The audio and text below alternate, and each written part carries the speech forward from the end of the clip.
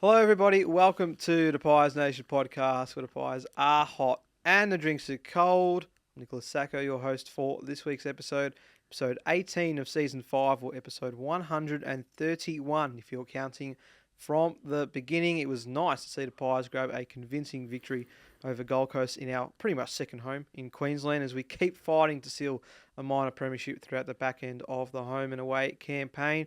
We chat about what made the Suns win so great to see, including the experience of our own Jack Dugan. We talk about one of the stars of Saturday in Oleg Markov on AskPiesNation, chat VFL following another victory, and speak to our next guest, the crowd competition winner. And just like it was a full house at Gold Coast, it's a full house here in the studio. I'm going to start with the returning from the grade 2 hamstring injury, Marcus Callahan. Thank you, Nico. Good to be back. Cherry ripe for this week. Yep, good to see that you're back and ready to go, mate. Back from his nice 2-day holiday up in the Gold Coast, Jack Dugan, welcome. Nico, thank you very much. Good to be here, mate. It was more than 2 days. I was up on Tuesday last week. Yep. And Tuesday, gee, it's cold here. It really is. It's so much better to be up there. But maybe something in the future. Once we win a premiership, I might feel better about moving north. Lukey. And a man celebrating his 100th episode, Luke Humphries, raised the bat. Raised the bat, yeah. Well, it's amazing what a win does. Everyone's here. So, it was a nice, relaxing victory to watch on Saturday, and you would have enjoyed it, Jack, being there. But it was also nice to watch it on the TV and not have any stress go through the household. So, yeah. Well, before we get to our TV experiences, Jack, what was it like up there in the Gold Coast? Big crowd, 90% of Pies fans making the trip, and it was a pretty good victory in the end. Yeah, it was really, really good. Thoroughly enjoyed the Gold Coast Stadium. Been to sort of a few now, and that ranks high up there. Not a bad seat in the house, Nico, being so small. Really easy to get food and drink and all the rest of it. So big tick on Heritage Bank Stadium, I think it's called now. When you play like that, it's always enjoyable, I think. The Pies were clinical from go to woe, and really, really enjoyable day at the footy. It was honestly like walking into the ground was like walking into a Gold Coast Collingwood game at the MCG. It was hard to spot a Gold Coast fan. There was no red to be seen whatsoever. It was just all Collingwood fans, and had it not been for the announcements and the sort of banners and stuff that go around the ground, you probably would have thought it'd be a Collingwood home game. You can't spot a Gold Coast fan in general. It doesn't matter where you play, to be honest. So, no, great to see that we had so many supporters. And Luke, we're mentioning off air, when the game was wrapped up, they were heading back onto the bus, and it was like the biggest rock band in the world. It just turned up. It was insane, wasn't it? I don't know if you boys seen that video, but it was like a genuine rock stars going back on the tour bus. These Collingwood boys, they had to, I think, make the bus trip to Brisbane to catch the flight home. So they were trying to get on the bus, and the supporters were just out there trying to get a photo and some autographs. So it was cool to see. Yeah, very nice. And Marcus, we talk about comprehensive victories. It started similar to that West Coast clash where we were able to get on top pretty early, and there was always that little worry that we were going to let them come back, particularly seeing as how important it was for Gold Coast to get on a good start and try and get themselves in a position for finals. But we just put the foot down and made it no chance for the Suns to get back in the game. Yeah, it was a bit of a flag pies energy, I reckon, about the place on what is it called? Heritage Bank Stadium. I didn't even know that. So I was Metricon. When did that change? No idea. Yeah, I like Metricon. I didn't mind Metricon. It's easy to remember. So Heritage Bank Stadium, from go to woe, literally, Nick. There was a bit of a lull in that third term, but this team is really starting to click, and I know there's going to be some heated discussion about selection drama on this podcast for probably the rest of the season, actually, if it hasn't already begun. But there's something about the cohesion that's formed with this side now, and I think Fly McRae has said in his presses, boys, that it's really hard to take players out when they've already developed that chemistry with others. So minor changes, not major changes, despite some absolute stars coming back into the team very soon. But look, across the park, we were just excellent. I loved how we controlled the ball from defence once more. Thought Isaac Quainer was just absolutely remarkable, and he's playing out of his skin at the moment and moving the ball forward. It was guys like Oleg Markov who really stood out early and set the tone. And when Nick Dacos was off I think he started the game on the bench, and literally as soon as he came on, it was like Collingwood just became this even better side than they already were. So there's just so many exciting players to pick through, and can't wait to delve into the review. I think those IQ for Australian calls that we made last week are starting to sound pretty good. But Let's get to the pie that caught your eye. There would have been so many to choose from on the weekend. So, Jack, with the perfect view of it from your seat, let's start with you. Well, what a lead-in that is, because the pie that caught my eye is Isaac Quainer. There you go. Yeah, look, I thought the back six looked to be really synced up and connected, especially early on in the game, which I thought went a long way to setting up our dominance. That Marcus spoke perfectly on it just then about our connection from the back half to the front half, and they started really well. But yeah, just wanted to shed a light on IQ, who had 24 disposals and going at a really, really impressive efficiency rate of 96%. I know we've spoken about in the past how good players can look when you're doing so well like this and when you are so connected, and after a slow start, I think IQ has really started to return to some of the form we know he can play, and I really feel like not only is he returning to form, and we speak about things like All-Australian, I think he's building week in, week out as his confidence grows. So really, really good to see, and hopefully, something pushing into September footy that he can continue to build, which would be, huge for us. Lovely. Luke? They had a nice little segment on the Sunday footy show. I can't remember which analyst it was, but just he's running off the ball, so he'd give it and just go. Kane Corns, was it? Loves the pies. Definitely But not. he'd give it and just go, and you'd watch his running off the ball, and his opponent, he'd go run past 3, 4, 5 Suns, So fit. and then he'd get the ball 100 metres down the field, and the one where he just charged through, it was just like, this is... Later in the game? Yeah, I'm like, this is insane what we're watching at the moment, and that's what you were spoken about a little earlier, but just sort of, we're playing with that almost arrogance that we know we are so much better than some of these teams at the moment, so it's awesome to see. Mine was Oleg Markov. I just think he's just going great guns at the moment, and I put it on Twitter that I just don't know how he's not in the best 22, 23 come September. He's sort of sums up Fly, I reckon, as a coach, just as sort of second, third chance at a different club, and just taking it with both hands, just has that dash out of half back and the pace and the energy that we love to see. So, I don't know, just loving the way he's going about it, and kicked his first goal. Yeah, great to see, wasn't it? Yeah, Good to see everyone Get around him as well. Yeah, Yep. no, it was really cool. Pie that caught my eye was actually Billy Frampton this week. I just think you talk about guys that might be in those last few spots in the team. He is absolutely a lock for me. I just reckon he gives us so much flexibility around the ground.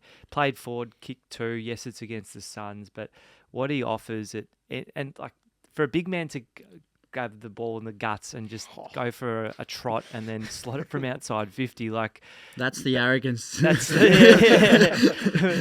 oh yeah. All that was missing was like an even more arrogant celebration, to be honest. But little moments like that mean a lot. And as you can't talk about Markov as well. Like these guys are making Fly and the match committee think every reason they shouldn't drop them, And so the conversation for these fringe players has actually become, who do we have as our best available team beyond on paper, because they're cohesive, and Billy's had his injuries come in and out of the team, but he's still slotted back into his role immediately, and this is a guy who hasn't played a lot of footy over his journey so far. So Billy Frampton, for me, wonderful utility for the club. Nico? Yeah, that goal will be living in his head for so long. Just incredible. We finished with 2 in the end, so great to see. I went Johnny Noble for the pie that caught my eye. I thought he was outstanding with that run and carry again along the half-back line. 30 touches at 87% efficiency, which I think is his second highest disposal tally in his career. 535 metres gained. So, again, not those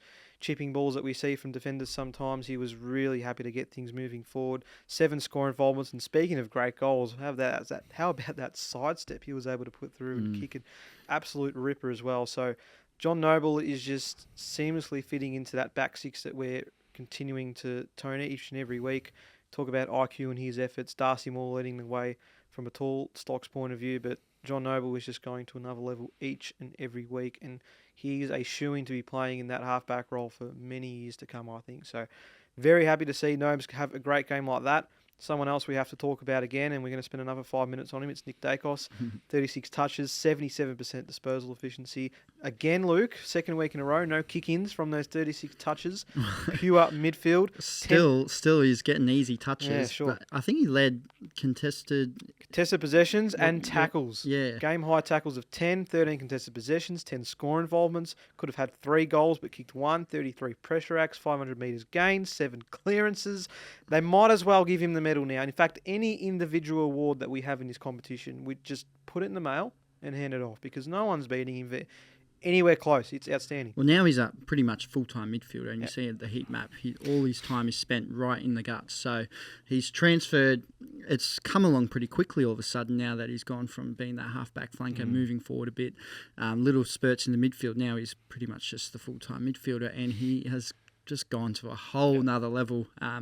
If there are any doubts on Nick Dacos, even his just Brownlow chances for this year, he's back right up there at the moment. So... Yeah.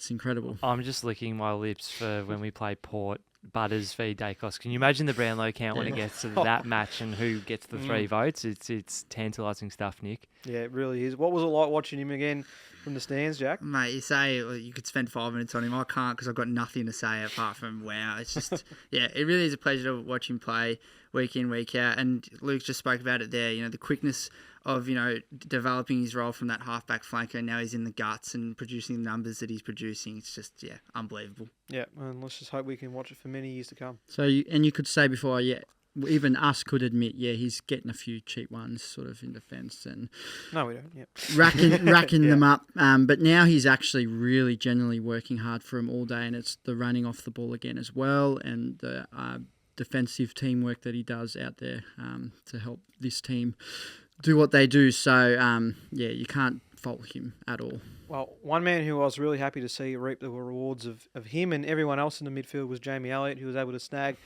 5 goals and really boost his confidence, I think, in that forward line, which, again, just worked so seamlessly throughout the entire afternoon. So terrific that he could get involved. He also had 3 tackles, all of them inside 50, and 11 disposals to let go with those 5 goals. So, thought Jamie slotted in pretty nicely in that forward pocket, was doing well whether it was crumbing or taking some important grabs. And, nice to see him just continue to have that influence in games. I don't know how you boys felt watching it at home, but I felt like in the first 5 to 10 minutes of the game, there was a lot of sort of rushed kicks inside 50 that led to points instead of goals. And I felt Billy was the one that broke that trend and was able to provide a really calming influence. I mean, how good was his goal right on the line there, which many are stacking to be goal of the year. Really important to have an experienced head, and it's good to see a bit of vintage Jamie Elliott, if that's the right term, back kicking a bag of 5. So, good to see.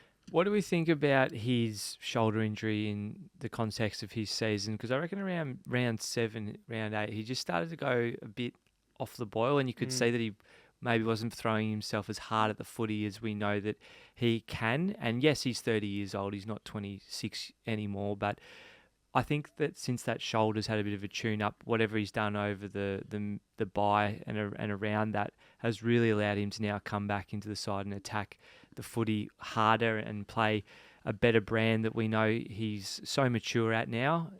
Yes, it's against the Gold Coast, and he's got to now back this up against some of our tougher fixtures in the last probably 4 to 6 weeks of the season. But he brings so much stability to that forward line. I think you used that word, Jacko, and structure. So I'm pumped to see that him alongside Checkers are really leading that forward brigade. So it's been awesome. And like you said with the shoulder, maybe a potential form slump in there, a bit inaccurate. And I feel like he's a bit of a confidence player when he's not kicking them straight. He sort of goes out of the game and can't find his way back into it. So for him to get 4 goals very early in that goal of the year contender, he was just really up and about, and now it sort of propels him to the rest of this season and what he can produce for us going forward into September. Yeah, spot on. It's been terrific to see him just continue to find the way to get those goals.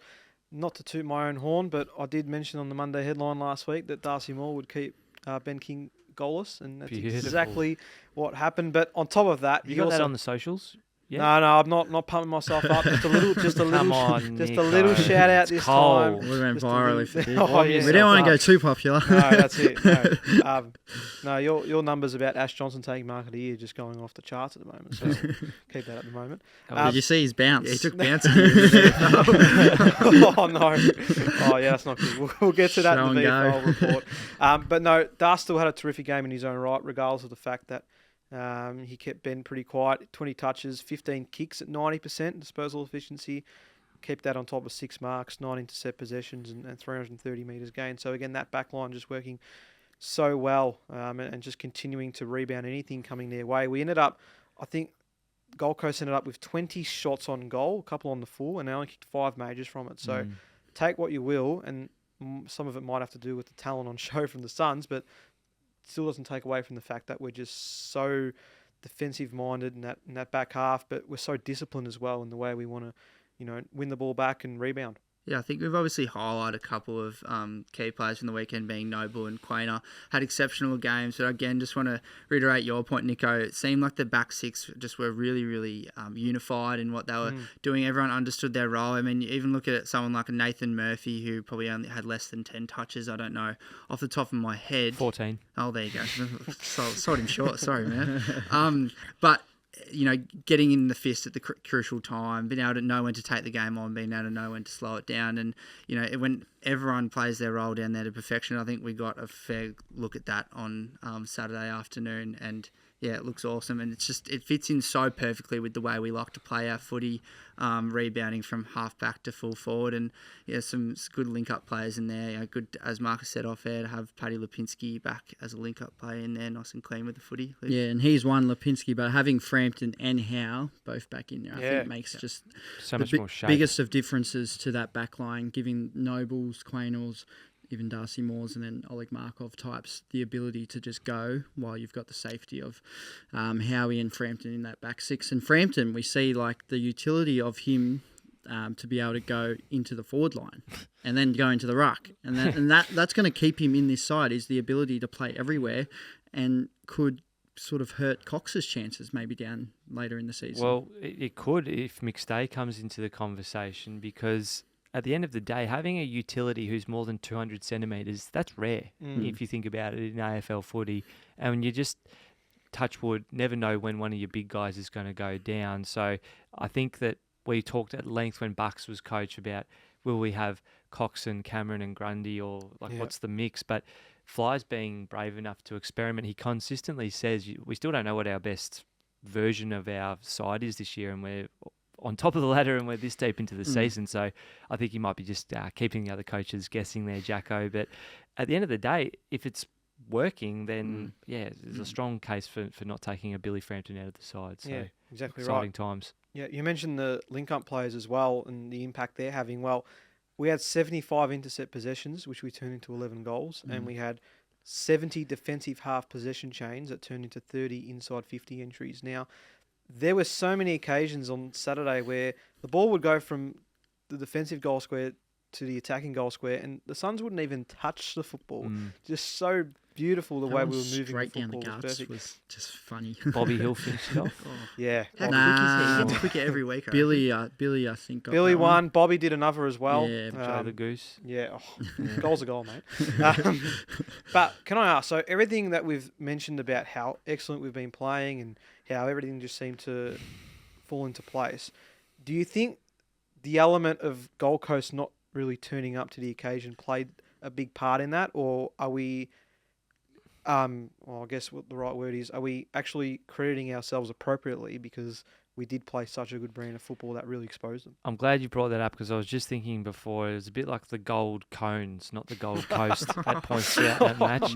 They were that stationary, and it was hard for us to actually miss a target when the opposition isn't actually defending it there, Nick, which is the general gist of the game. So I think that while we take this win and we're very happy with it, it's super important to remember that uncompetitiveness. Like, I don't know if anyone saw Stewie Jew on the bench just blowing into Reece Shaw's ear after the game, but gee, I wouldn't want to be in that locker room at halftime or full time, because they were woeful. They really were that bad side of bad. Yeah, so do you take that into account, you reckon, Lukey? Yeah, you enjoy what we did and what we're able to do, and you can go, that's the level we can play at when, but also understanding that, the pressure wasn't there. That's going to be there later in the year. And for most games this year, because, that felt as easy as a win for a Collingwood supporter anyway, that we've had for a few years, because we don't get many big wins. So we'll enjoy that side of it and the stress release of not having to worry too much deep into the game, wasn't it? But just to kick back and but we won't go, hey, this is it now, we've won everything. There's still a long way to go and a lot of better teams to get through. as much as they've got pressure, lacked, Nico, I thought our pressure was right up as well, and you force them into sort of looking bad through having a really high intensity yourself. So I think I completely agree with both the boys there, but I will say this: I think if you bring that style of footy to a Melbourne, to a Port Adelaide, it's going to be very, very tough for them to beat us. Like very tough. So again, you take it with a sort of bit of a grain of salt because it is Gold Coast, but that type of footy stacks up against 17 other teams. They're also like they're Gold Coast, but they're not horrible. They're they are pushing still for a top 8 spot this year. So we might have got them on not their greatest day, but they are not a bottom club. You know, they are sort of in that top 8, top 10 mix, and we're pushing for finals until Saturday, where it was kind of like, well, I don't think they're making it now if they can't get near Collingwood. Because they're playing away. Yeah, exactly. Well, such high expectations we have. Did anyone feel as infuriated as I did when they kicked 4 in a row in the third? I thought, here we go. We're going to let this slip, and we're going to win by 5 goals, and it's not going to reflect how dominant we've been. Because a bit of West Coast about it, wasn't there? Not that they were going to come back and win, but just more the fact that this is a really great opportunity to boost percentage here. Watch us win by 4 or 5 goals and try and get away with having a good game when it might not have been the case. Any other players or moments you want to highlight from the game on Saturday? Yeah, just a couple I wanted to just maybe put on the watch list, not for form, but Bruzzy looks a bit banged up at the moment, guys, and I know that he won't have a bar of being rested or managed because he knows only one way, and that is to play. But what do we think about his selection if there is a potential to bring another guy in for a game where we might think that we could pen that one in?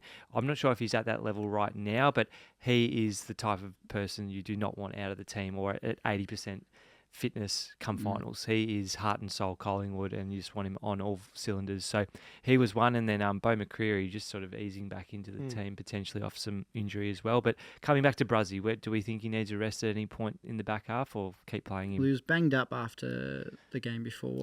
The Adelaide game, hurt himself at the end, and then the commentary around this one against the Suns game, where he hurt his shoulder, and then he hurt something, I think it was his knee, in the next play, and just the commentary around it was quite funny because he's forgotten about the shoulder and now he's got a knee issue and he's hobbling off, but he'll just keep going. So it depends, I guess, how he pulls up, but we've got the Bulldogs this Friday, so it's a pretty big game coming up, so you don't want to take him out. But if he is sore, you think about it and who's playing well in the twos that can move their way up. Yeah, I feel like he came out in that presser last week after the Adelaide game and said that he's been nursing it, the shoulder, for a while. So whether that's just this year or a couple of seasons, you don't know. As Marcus said, I can't imagine if you're going to match committee and asking if Braden wanted to play, he'd probably cut off his arm and leg. He'd probably still say, "Yeah, I'm good to go, coach, put me in." But yeah, it's a bit of a game of roulette, something like that, because it can get you so far for a period of time, and it only takes one contest for it to go the complete other way, and we don't see him for 12 months. So,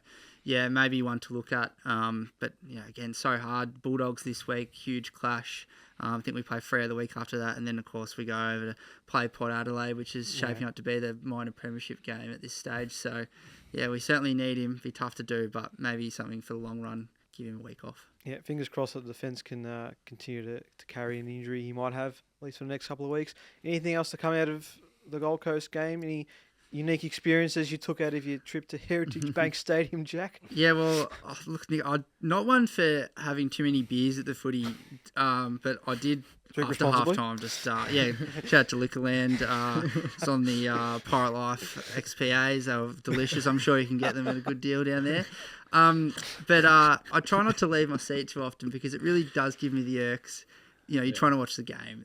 You're ducking and weaving like Mike Tyson just to try and see the play. And I was waiting sort of on the outside of the aisle as someone was having a set shot, so I could wait until after it having to go through. And this bloke, Bulldog supporter, which was a strange one, so gets up and goes, "In you go, podcast." What? Well, righto. So that was interesting. And then I think he decided in the last 10 minutes of the game he was just going to start sledging me about how we were going to speaking about a Bulldogs loss next week and all this stuff. So, yeah, shout out to him. No doubt he's listening. And, great prize. Why is a Bulldogs fan listening to Collingwood? I think his mate might have said something. I don't know. He must have seen Duke's diary. It got me completely out of surprise. I was trying to be nice and respectful. He just gives me the "get in there" podcast. Did you hear anything about the Collingwood fans who what Yeah. was the situation So- with the planes up the plains? So Virgin, my mate actually works for Virgin, so he forecasted this a long way out, and they've got problems going on with the union or something like that. So all the head maintenance people at Virgin went on strike. So that left there to be no planes for the weekend flights up to the Gold Coast for whatever reason. And I know a fair chunk of the Collingwood cheer squad missed out on coming up. Just speaking to a couple of supporters on the way home on the plane, they were telling me that that's what the goal was, which is never good. I mean, that would suck. You're looking forward to that all week, and you arrive at the airport, and it's usually the easiest part about the whole thing. And sorry, we don't have any planes for you. That's pretty poor. On notice, Virgin. Yeah, that's Major it. sponsor of the They've AFL. got a bad history, Virgin, with that kind of stuff. Like, it sort of pops up here and there, but I wouldn't say the same thing happens with Rex Airlines and Jetstar. I rate them very highly. Virgin, not so much. So Virgin might be only flying the with them. AFL sponsors there. So I'm sure they're doing okay. Let's get to our votes then from the weekend, boys. Fan votes, I'm still collating, so I'll get to those very shortly. But I think we can all take a stab at who may have received full votes. So we'll see what we had here at the studio. I'll start with you, Jack. Yeah, look, just want to say Stiff, Paddy Lipinski, Darcy Moore, Johnny Noble and Oleg Markov just couldn't quite get them in, but I've got the man, Nick Dacos, at 3. I've gone the wrong way again, but that's all right. We'll keep going. Jamie Elliott at 2. Superb to see him back with 5 goals. And, IQ at 1. If he plays that footy for the rest of the year, I think he has to be in the All-Australian team. Yeah, I couldn't agree more, Luke. Well, I'm going to change my one vote Oh, okay. because we had the same votes, Jack. I'm going to give one vote to Oleg Markov because he probably hasn't got many and he deserves a vote for this game. I thought he was excellent and doing his finals hopes no harm, which we'll get to in Just AskPiesNation. prepping himself for a big He's ass all over Nation. Oleg at the moment, mate. I'll tell you love what, him. if He he's just- listening, I love him. He just brings what we love about Collingwood to Collingwood this year, I reckon. 2 votes for Billy Elliott, 5 goals. You can't go past him, and the 3 for Nick Dacos. He getting better somehow. So It's kind of getting to the point where we should almost think about doing a 2-1 rather than a Not- 3-2-1 because Dakes is we'll just have the winner without Nick. yeah, exactly right. The Copeland Trophy count will be so interesting like that. Do you reckon the Yeah. boys will be getting stuck into Nick for selfishly not sharing the votes around? Couldn't care less, quite frankly. 1 vote to IQ and 2 to Billy. Simple as that. keep it at that. I thought that was 3 for Josh. Not You wrote Dacos, you didn't specify which one. Oh, well, Josh deserves some love though. Josh's game was pretty good too, Yeah, it wasn't was. Like, No, I it's a thought it lazy 27. He just kind of comes in, does his thing. Yep. And we win. Well, you talk about the Copeland in the illustrious Pies Nation Fan Award leaderboard. Before I count the votes for this round, Dakes already has a lead of 33 votes. Second is the goalie, who hasn't played in 3 weeks. And then Josh Dacos is behind. So unless something happens, touch wood, nothing does, Dakes is going to absolutely pole Wouldn't it through. be nice on Copeland night to have Nick and Josh top 2? Very, very likely. Peter in 3rd. It'd just be a nice little story, that one. I gave 1 to Johnny Noble just to change it up a little bit, but I still thought he was terrific. And then 2 to Elliott and 3 to Nick Dacos. So very simple way to end this first segment. We've got more Oleg Markov love for you, Luke. So stick around for Ask Pies Nation. We've got VFL wrap with Marcus and, of course, our Guess the Crowd competition winner right on the other side. Welcome back to the Pies Nation podcast, where the pies are hot and the drinks are cold.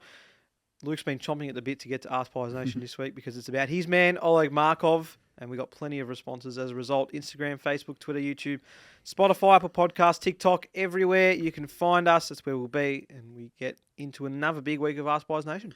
Yeah, so just asking, is he a part of the best 22, best 23 look towards September? He's in there right now, but does he stay in there? And that's sort of a bit of a good discussion point, not just for him, but a few other players that we've already mentioned. But just quickly, another reason why I love Ollie, he loves his dog and he posts about his dog, and I just love dogs. But he also dresses his dog up in Collingwood gear, and I think that that's right? just, if you check out his Instagram, I think it's just... Do you? Well, my dog's already black and white, so... Its name is... Kendall's, well, hey, it's all over it. But if you want me to, Marcus. No, I'm fine. I was just wondering if you shared that trait but with I Oleg. thought it was really cute, the photo I seen. I'll start with Margaret Jones. He makes a perfect tactical sub, great pace, and can play multiple roles. Would never take him out of the team. Would you cop him being a sub? Yeah. I think the sub is different. The stigma around it's different to what it was previously, and it's been used a lot more tactically now in terms of who is the sub and who comes off. Well, we as the took sub. Howe off on the weekend as well, which and I then didn't half mind the either. team was Great trying call. to get. Then half the team was trying to get injured. Yeah. But yeah, it's I would cop that. I think he'd be a really good one anyway. And same with maybe Bo, Hoskin Elliott potentially as well. Just bit of pace, bit of energy late in the game. Oh, I was just going to say, I bet it was silly. He debuted as a sub, but he didn't. He hasn't come on as a sub since then, has he? Oleg? Yeah. I cannot recall. I I think know, you Anzac might- Day was the only other one, but then I just remembered it was Will Kelly. Yeah, I no, think, you might so, be right. Yeah, no, Yeah. he debuted as a Good sub, call. but hasn't. Magic Mocha, abstract concept, the best 23. He's currently in the side, and that's all that matters. Yeah, okay, fair enough. So some good love for him. Piffin Yonis, he 100% is putting his best foot forward and making the decision very hard for Fly. He was outstanding last night. His pace is next level, and his smile is infectious. Love him. So while Steele's not in the team, he's just taking over with all the smiles, is he? Yeah. And the moustache. Love the moustache. Reasonable being. Unfortunately, he's not in the best 22 with DeGoey and Sidebottom still to return. It's nice to see he played well, though. There's the other perspective. I've got a point on that. So if you're going to take, obviously, there's no way we can't not have DeGoey in this side as well. But how does that upset the balance of a team if you're taking a halfback flanker, low winger, for a midfielder? I don't get how that works. Just I get that DeGoey's a name and he's integral for this part of the side, but why does Oleg need to be the one that has to be sacrificed to come out? Why wouldn't you instead take out someone who's a forward midfielder Such or as? someone in the wing up? No idea. Well, logically, Dakes goes to the half-back line, doesn't he? Yeah. But the way he's The been playing in the rotation. midfield, Yeah. it's almost a balanced, sin to be yeah. putting him at that But point. then Crispy can go half-back, Pendles, Dakes through the do middle. chuck- They rotate Yeah. so much through the middle and half-back throughout a match. But This might be controversial, but is Jack Chris doing enough to keep his spot in the side? If you're comparing, we're comparing midfielders with midfielders here, Jack Chris to a Jordan He's DeGoey. Mr. Consistent, mate. Yeah, that is true.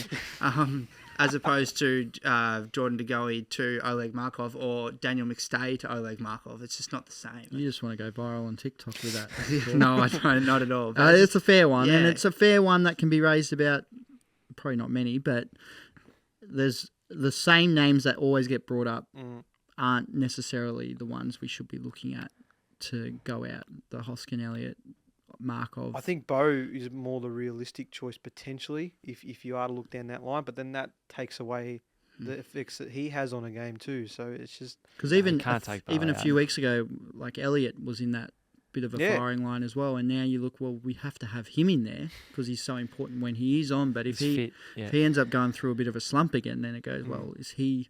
And you look at Ginnivan, and it's like, how on earth does he get back? well he he doesn't. Yeah. And that's Simple as that. unfortunate because Queen's birthday or King's birthday it was, he was in the side, and he was that when he was the late Yeah, out? laid out. Yep. And now he might just never get back in. So. Seriously. Ben Tate, with his current form, 100% he's in, providing heaps of dash and generally makes good choices with ball in hand. Can't see a reason to drop him. It's going to be such a raging debate. I think this week's a pretty simple fix. I think Harvey Harrison, unfortunately, is the sacrificial lamb, and DeGoey comes straight back Yeah. in. Don't know if anyone else is due in this week. Dan McStay is a big Well, waiting one. see, McStay is interesting. We'll get to the VFL report soon because he was meant to play in the VFL and he was laid out due to illness. So we didn't get to see him. Now, do you then go back and play him straight in the seniors, or do you do what you originally set way. out to do and try him out in the reserves again before some big games? So, yeah, wait and see. Well, he wasn't absolutely flying before, early in the year. He was doing his bit, but wasn't. We've been fine without him, kind of thing. So, and even some people don't think he might get another game, or taken out of context on social media. Ahmed, with Sidey, DeGoey, and McStay all coming back in soon, I think he drops to the sub. He has elite leg speed, which could be handy in the third and fourth quarters. We have plenty of depth across the half back line, which is a good problem to have, but unfortunate for Leggy. Okay, yep, don't mind that. Gav Comtesi, based on form, he has to be. He has been building all season, and I'm genuinely impressed by his speed and power running. He seems to be a system player and has slotted in seamlessly. He's the best example I've seen of a bloke grabbing onto a second chance at AFL footy. Yeah, the story behind it's just outstanding, isn't it? And it's great to see him get that chance. He could have ended up in the dark, pitiful ways of Carlton, but he's come to the light, and it was great to see that he's making the most of his chances. Carlton. Zach Martin, yep, his dash and dare has to secure him a spot. Quaynor and Noble are quick, but would rather than playing one-on-one. Oleg as an outlet is perfect, and with Nick Dacos playing more midfield now, he can fill that hole. Yeah, interesting. And what this does is sort of, think about Trey Rusco was probably the next man in line at the start of the year before Oleg came in and played a role against Brisbane, and since then, and his name hasn't really been one to be mentioned. No, he's another customer waiting and chomping at the bit, but just can't get a look in, Lukey. That's a good one, Russell. I've unfortunately, when I do these, I screenshot them, and I've unfortunately screenshotted this one's name out. So shout out to this one. He'll know who he is. Simple answer is yes. Make it someone else's problem that they can't get a spot in the team. We're winning, and Oleg is providing a lot to this team that some people are only just starting to see. Why should he be dropped for someone just because they're a more well-known name? Unless someone is tearing it up in the VFL, I see no reason to drop Oleg. Don't change what's not broken. Plus, there's probably 2 to 3 other blokes in the team that are having less of an impact than him. Nonetheless, love the underdog story, and it's so good to see him enjoying his footy. Would be keen to hear what that person would say are the 2 or 3 that are having less of an impact, because it's a fascinating topic. Potentially crisp. Yeah, I mean, I love crispy, but I mean, really, if you look at the grand scheme of things this year, and comparing it, like, I just don't want to get into this habit of taking out a halfback flanker for an income midfielder and lose all of his run off halfback. Daniel Horro, winners of the inaugural Oleg Markov Cup, and yes, I think so. He stays in. Is it inaugural? Wouldn't the Gold Coast Richmond be also the Oleg Markov Cup? When Oleg Markov was relevant to Collingwood. Fair enough. He started at Gold Coast, didn't he? He did. And then went to Richmond. Richmond. He started at Richmond. Debut. Started at Richmond. But how many games did he play at Richmond? Fair few. Did he? Yeah, Enough. 2016, I think Gold he made his Coast. debut. Fly would have been there Yes. at the time. Yes, That's correct. And that's There you probably go. why we ended up getting him. Graham Lerner at the game last night watching live, just like you, Jack. The work that Oleg does off the ball is completely underrated.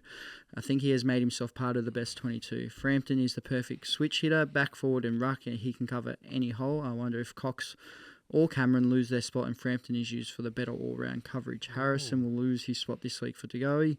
Big call will be who goes out for Steele. I know he's a regular scapegoat, but is Hoskin Elliott in trouble?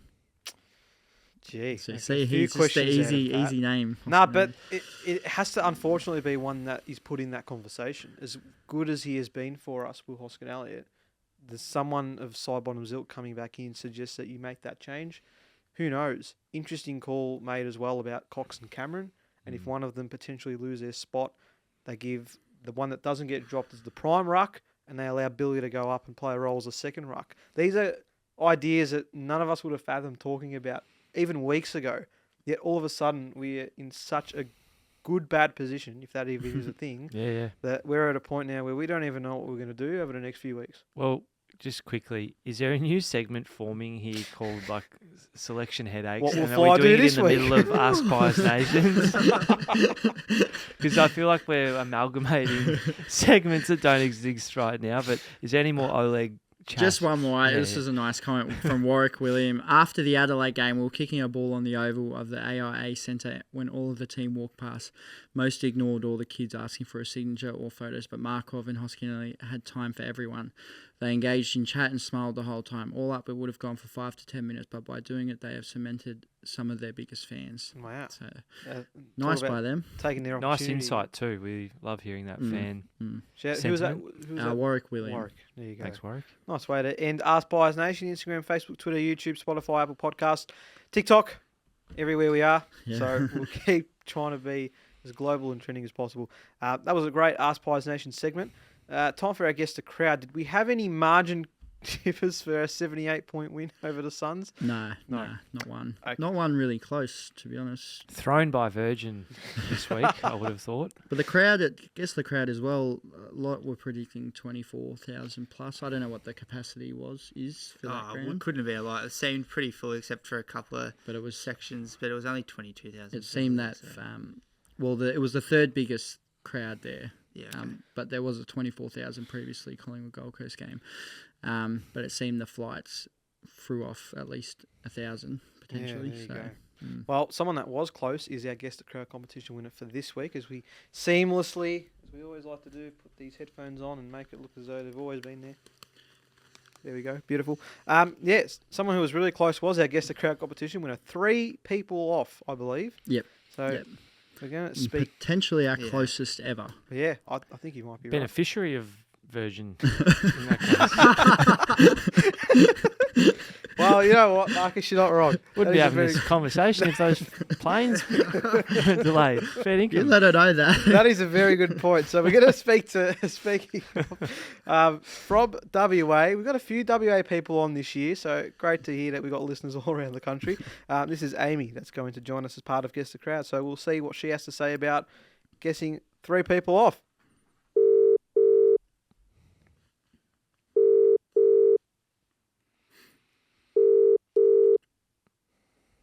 Hello. Is this Amy? Yes, it is. Hi, it's Nicholas here from the AskPiesNation podcast. Great to have you on board. Congratulations for being our Guess the Crowd competition winner. Only 3 people off. Awesome effort.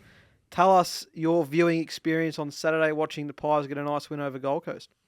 It was fantastic to see. I work in retail, so I pretty much have to work every Saturday. So luckily we've only had a couple of Saturday Arvo games this year. But I sort of had to give a bit of a stern warning to my workmates not to give me any spoilers because, I watched it on delay when I came home and, it was awesome. That first half was pretty much just a highlights reel and it was really good seeing Billy Elliott find a bit of form and kick a bag of goals. Amy, just Jack here. Thank you so much for taking the time to come on. Look, we usually ask our guests if they've got a past game that sticks in their memory, but I wanted to ask you about a past Collingwood player, perhaps a bit of a quirky one as opposed to the big ones like your Dane Swans of the world. Do you have any past favourite players off the top of your head? Oh, I think really like my first favourite player really was Sav Rocker. I don't really even know. I don't know why he stuck out to me, but probably just again kicking big bags of goals and that. And I think when I was about 7 years old, I actually wrote him a letter and got a reply, which was pretty cool. And then I think I actually went to go write him another letter, and Mum kind of put a stop to that and saying, "Oh no, I think you've got better things to do." Yeah, and funnily enough, I live in Perth now, but sort of back in the day, living over in Melbourne, we were Collingwood members, and I used to actually sit next to Anthony and Sav's parents, which was pretty cool. Wow. Yeah, didn't really have, deep and meaningful chats with them, but it was always cool sort of whenever, I think at that stage only Anthony was playing for us, and whenever he kicked a goal, I'd sort of look out the corner of my eye and sort of try to see their reaction. And so, I thought that was pretty special, really. G'day, Amy. It's Luke. Thanks for coming on and congratulations on being so close. I think you might be the closest we've ever had, so congratulations for that. You touched on it a bit there, that you used to live in Melbourne, now live in Perth. Do you want to go through sort of your Collingwood journey and how you became to being a Collingwood supporter and some of the best moments you've had along the journey? Yeah, so I'm like one of 7 in my family, and we are very fortunate that we all go for Collingwood. Yes. It's pretty special, really. But sort of the whole journey started when Mum and Dad came over from South Africa, and in 1989, and they actually received a book of Aussie slang sort of terms, and one of the terms in there was "Khan the Pies."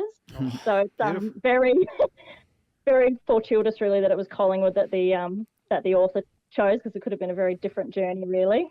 So that's literally why Mum and Dad decided to go for Collingwood, and it's just sort of, now become kind of an intergenerational thing. I've got a 3-year-old son and he goes for him now, and it's pretty special. Yeah, it's certainly not easy going to the Pies in WA. Like, you've got to put up with a lot as a Collingwood supporter in general, but certainly in WA, you're really up against it. There's a pretty big, I guess, anti-Victorian mentality, and You're kidding. The West Coast supporters can be pretty feral sometimes, and yeah. Some of the worst in the league, Amy, the West Coast supporters. So I don't know how you do it. Marcus here, and thank you for joining us. Now, we are absolutely astounded that you got so close to guessing the crowd, but the question on our lips really is, did you know that there were a bunch of flights that were cancelled and therefore impacted the crowd? So what was the method to your madness with coming up with that estimate?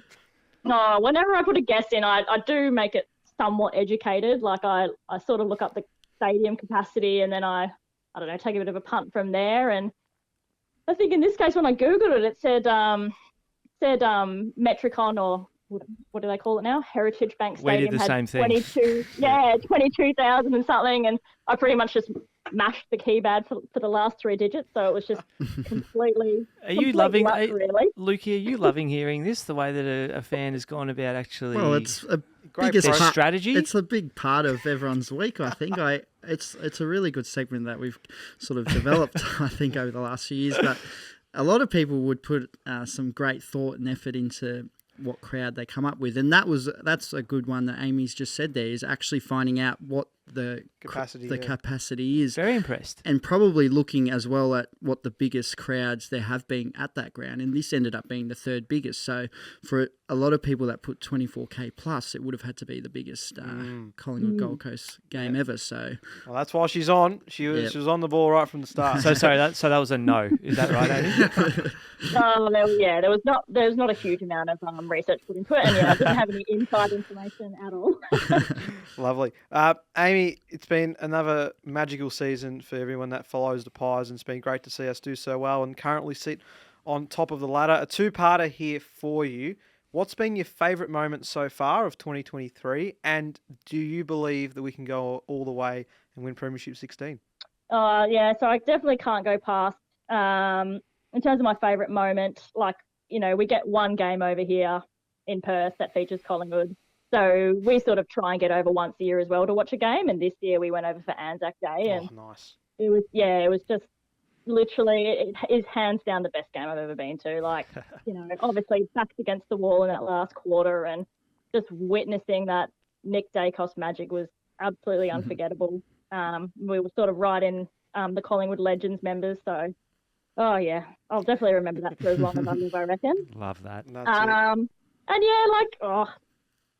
I sort of am in two minds. I definitely think we can go all the way. I guess in the back of your mind, you have to be a bit of a realist, and you can't completely forget about the collie wobbles of the past. But yeah, I mean, there is a sense of confidence amongst the family. We do have flights booked for September, but they are flexible. So the lid's off. The lid is off. Yeah. How good. We can change to do go over next year, but yeah, we are ready to go if it does eventuate. That is gold. I love that. So that lid is absolutely very grounded response, and then bang from Amy. That's our episode title. That is the perfect. flights are booked. Amy, it's been awesome having you on as part of the Pies Nation podcast. Thanks for being involved with Guess the Crowd, and hopefully we'll be seeing you here in Melbourne on Grand Final Day. Yep. See you in September. Thanks, Amy. Thank you. See ya. There we go. That was Amy joining us as part of our Guess the Crowd competition. That could be you if you guess closest to the crowd, so be sure you get involved with the post that Lukey puts up in the lead up to game day. Guess the closest crowd, and if you are one of the lucky few, you'll be joining us as part of the Pies Nation podcast each week. That was a nice little chat there with Amy. She was very insightful, and appreciated the intellect with the Guess the Crowd there, Lukey. So, no, it does.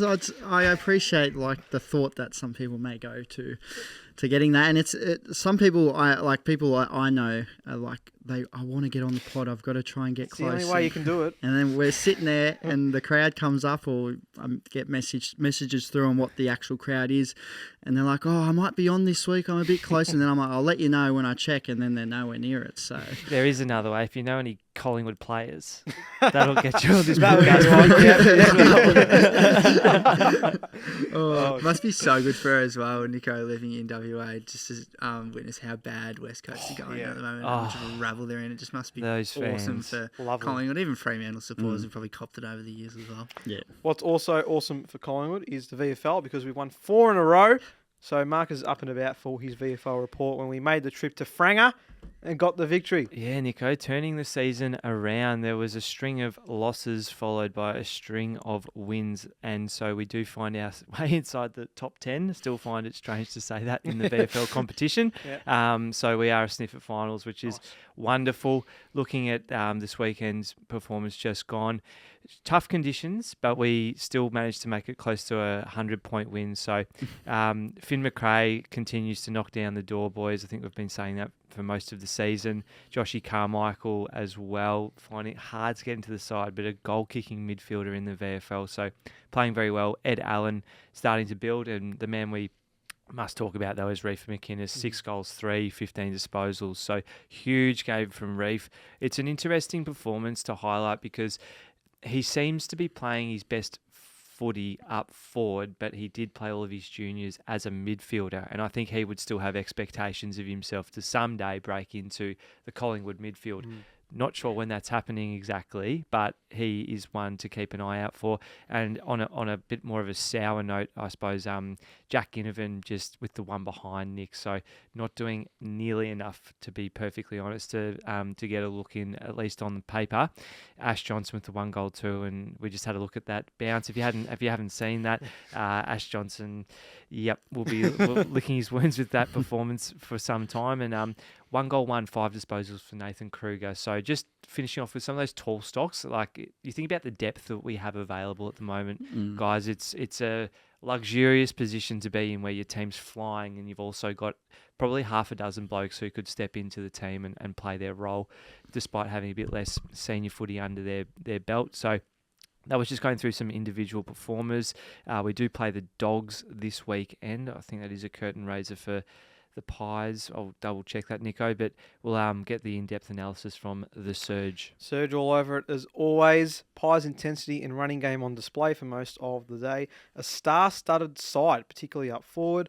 Neville Jetta leads our defence well with great support from Bianco, Ryan, Rusco and Air. Adapted to the slippery conditions better and were cleaner at the contest. 9 goal kickers, Reef, as you mentioned, Marcus, with 6 of them. Josh Carmichael also popping up with 3. So, as you mentioned, goal-kicking midfielder, great to see. McRae, our best, with 26 disposals and 8 tackles. Kruger is quality, but body is brittle. Guinea worked hard on his defensive game. Johnson slightly down, 11 touches, 4 marks, and kicked 1 goal too, as we know. There's more than one thing going down with him at the moment. Fly, I don't reckon, would be happy with the way that he had to conduct himself in that little moment, but little brain fade, I'm sure he'll bounce back. Oscar Steen and Aiden Begg were good around the ground and in the contest. Richards and Allen also very impressive. Kruger did get injured in the third quarter, looked like concussion after a marking contest, so that's not great news for him. And we play Footscray, as you mentioned, next week. Yes, it is before, but not at the same venue. So Avalon Airport Oval, 3:05 p.m. on Friday. Interesting time to be playing footy, but I'm sure Where is guys will get Werriby's ground. That's Avalon Airport Oval. Avalon So why Airport is it there? Oval. I have no idea. Could not tell you. Are they Couldn't not tell ya. able to play in Footscray or Dogs ground? Oh, I don't know. Whitten Oval. Whitten Oval, that's it. Is Don't that unavailable? It's out west. Actually, you make a good point because Footscray played at Williamstown's ground this week against So Coburg. they must be out of there action must be- there. The ground conditions probably no good. Let's move on because it was the final round of the VFLW, and great to say that our Pies girls finished on top of the ladder, and they'll be getting the prime spot into finals. They finished on the same points as Port Melbourne, who finished in second spot, but the Borough lost in their last game of the season, which means Collingwood finish on top, and they'll play Port in a qualifying final this week. So that's awesome to see the girls get on board, and hopefully they can continue on and produce a great win. So they're at Vic Park this Sunday, 11 a.m. So get around it if you can to watch the Pies girls in action. So that was the VFL and VFLW wrap up. Now it's time for a very favourite segment of mine, and I'm looking forward to putting your brains together here. So, boys, 20 questions to guess the Collingwood player that I'm thinking of. This is edition 4 Lukey, you're 100 episode, mate. Get us off the mark. I don't want to waste questions. Any question would be good to start. Are they a current player? No. Well, that was a waste. Yeah, all right. Did I play between 1990 and the year 2000? No. Did I play between 2000 and 2010? No. Did I play between 2011 to 2015? No. Oh, no. I feel like we're winding back the clock here. Is it real back, you reckon? Yeah. Was television around when I was playing footy? That's not a question. I'm joking. Are you sure? Yes, I'm joking. I'm Okay. joking. Or was it? No. Nah. I don't know what to make of this now. Because, everyone must be a current player if there's after 20. No, we've still got a few years there where they might not be a current player. We might as well use that question. Yeah. Are they? Yeah, go on. Did they play between 2016 to Now. 2022? Yes. Oh, Thank God we didn't go down that track then. You just saved yourself a heap of time. was I a defender? Yes. Was I a tall defender?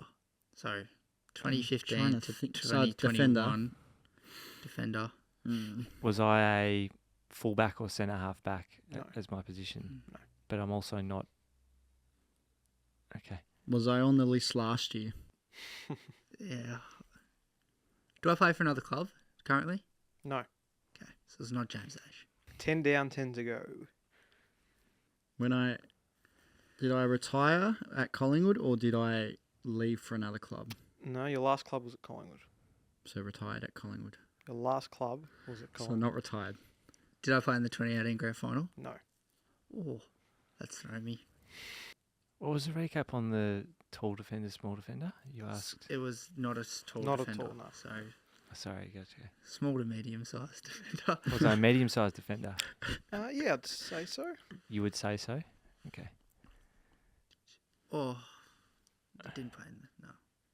So it's not Chris Main, it's not Tom Langdon, it's not James Ash. Did I do an ACL? No. Okay, I was thinking Scharenberg. Did But he is a medium size. You have 6 questions to go, by the Shit. way. Usual Did poor I life. retire for reasons that were out of my control, like injury? Retire prematurely. You didn't is my retire. question. Okay, I'm counting as a question, but you didn't retire. I'll put it that way. right. I feel like it's right on the cusp here. I just have nothing though. But I feel like when you say it, I'm going to be like, I knew that. How do you not retire? Well, what's the only other way you can get off a list? Not required. Delisted. Delisted. Listed. Ah, okay.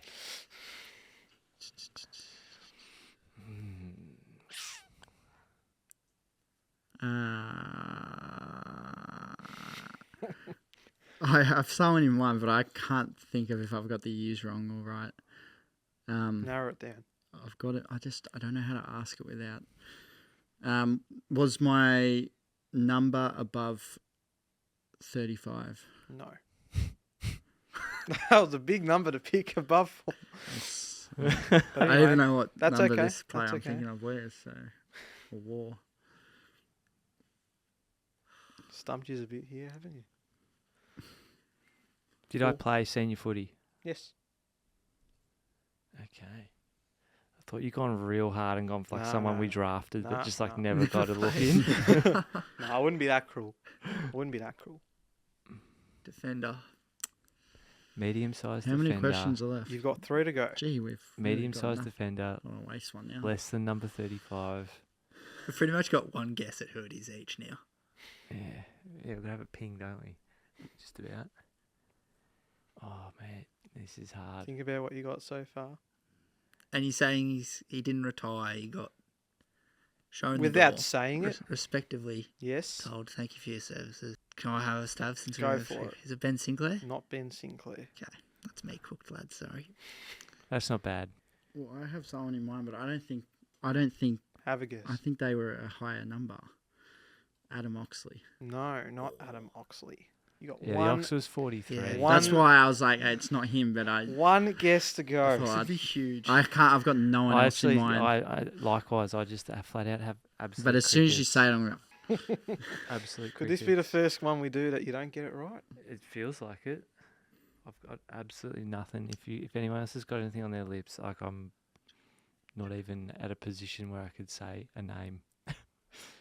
What was it? Medium-sized defender. 2018 onwards, or was it? Or was the Actually, before you go on, let me just check. We still have. Let me just check the height because I say medium size, but I just want to. I just want to throw a name out there. Yeah, small to medium. No, No, I'll it's stick not with gonna small to be that. medium. Yeah. You stick with small to medium. Yep. One more. Take got a a name? stab at it, boys. Ben Sinker was all I had, but I think Yeah. he got, because of concussion, he was told he couldn't play anymore. So it was a waste. Nearly there. You're nearly there. I can feel it. I can't. One more. Hey, oh, no, it's cheating. I'd like just to know and let Marcus chew on it for another few minutes. Do you have a height? Do you want the height? Do you want me to help you out and have the height for you? Yeah. This is Okay. not going to help me. All right. The height of this player was 187 centimetres. Which is Oh, that's relatively. fair. Is that tall? 187. Yeah, Mm. that's still. I think that's medium. Average That's fair. AFL player's height. Yeah, Yeah. that really narrows it down. I think that was fair that you called it medium. You will kick yourselves when you work out who this is. I don't think we are going to work Thankfully, it out. TikTok shortens this down to a minute. Yeah, there'll be people in their cars or Yeah, work it screaming. out. All right, boys, come screaming on. Let's guesses. get one guess. We got one guess. It's not tight. It's just not coming to me. And he didn't play in the 18 grand final. Who could it be? Recent. No. Initials. Well, Will their number give it away? Yep. Right. Jeez, it's that obvious. Oh no, We wasted too many. go for it. questions. I need, come on, let's get an answer. Jackson Ramsey. No, not Jackson. Boys, it was Sam Murray. Oh, I bought a Guernsey with his number on it. Sam Murray, number 9, played 13 games for Collingwood in 2018. Well, he wasn't. No goals, He defender, wasn't exactly delisted. He rising what was star.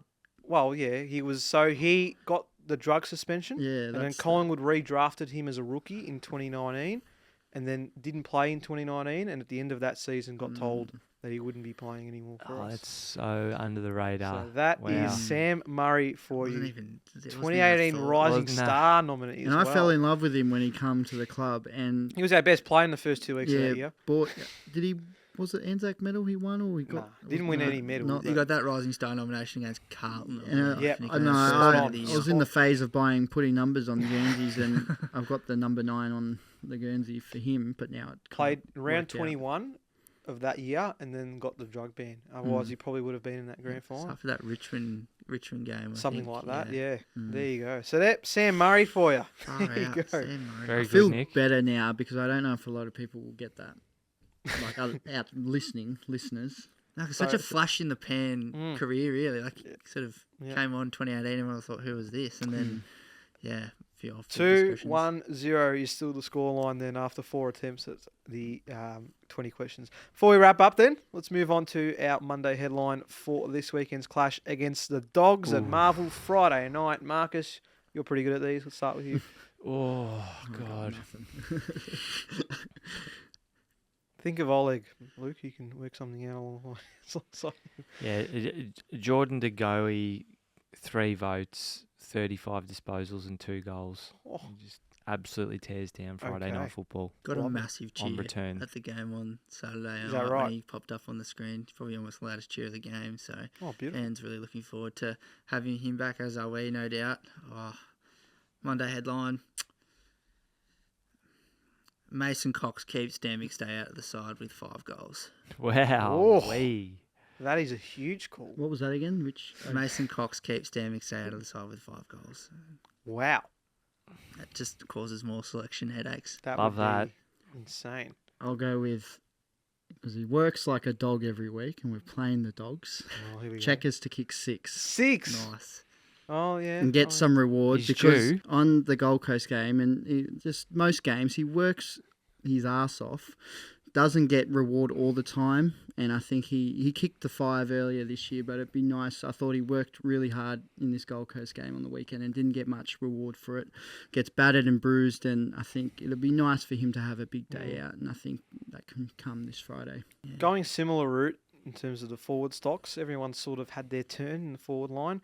Bobby Hill's yet to kick more than 3 goals in a game in his career, and he'll kick 4 against the Dogs on Friday night. Geez, we're ambitious here, aren't we? Well, if it all happens. It's all going to happen. When you Such a bogey side for us, the Dogs. They are. Can come out and put on a good They're going pretty well. Yeah. So. Yeah. Well, we mentioned off air just before about how vastly different the team was when we played them last year compared to what we saw or what we're going to have in our disposal coming up to Friday night. So, yeah, look, it's been a long time since we last played them at Marvel, but yeah, still such a dangerous game. They can always get us on top. We don't have the space of the G at hand this time around, so it's going to be tough. Another home game against a team that Well, maybe that'll be the headline. headline. Collingwood fans can't.